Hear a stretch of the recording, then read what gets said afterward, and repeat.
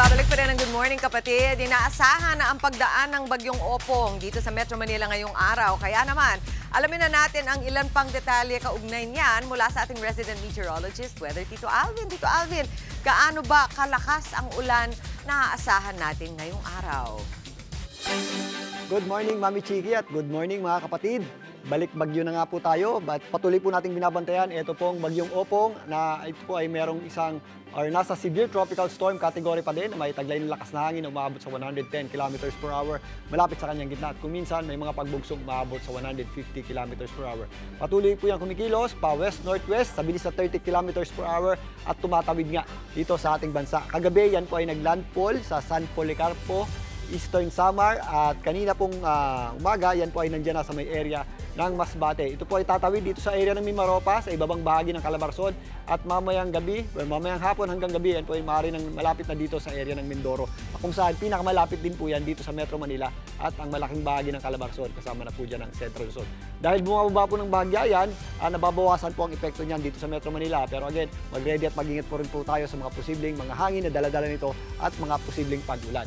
Maaaring mamayang madaling araw, yan po ay nandito na sa may West Philippine Sea at bukas ng hapon, yan po ay makalabas na rin ang ating Philippine Area of Responsibility. Pero sa ngayon, yung ating malalakas na bugso ng hangin at malalakas na pag-ulan ay particularly mararanasan doon po sa mga areas na medyo malapit sa gitna nito pong bagyong Opong. Sa katunayan, ayon po sa pinakahuling weather advisory ng Pag-asa, meron tayong inaasahan hanggang torrential rains o yung halos walang tigil na pag-ulan na posibleng magdala ng malawakang pagbaha sa mga areas ng Northern Samar, Eastern Samar, Biliran, Sorsogon, kasama po dyan ang Oriental Mindoro, Occidental Mindoro, maging dito po sa area ng Romblon.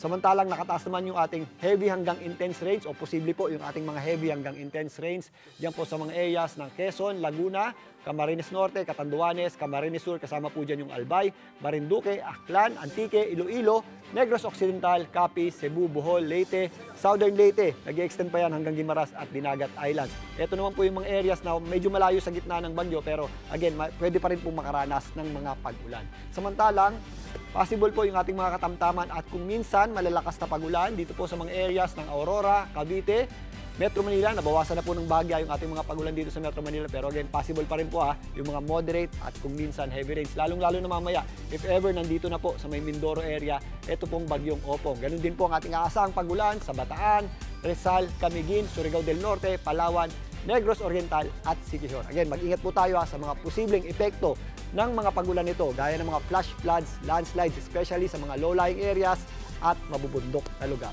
At yan muna ang latest sa ating lagay ng panahon ngayong araw ng Biyernes. Muli ako po ang inyong weather, Tito Alvin, na laging may panahon para sa iyo.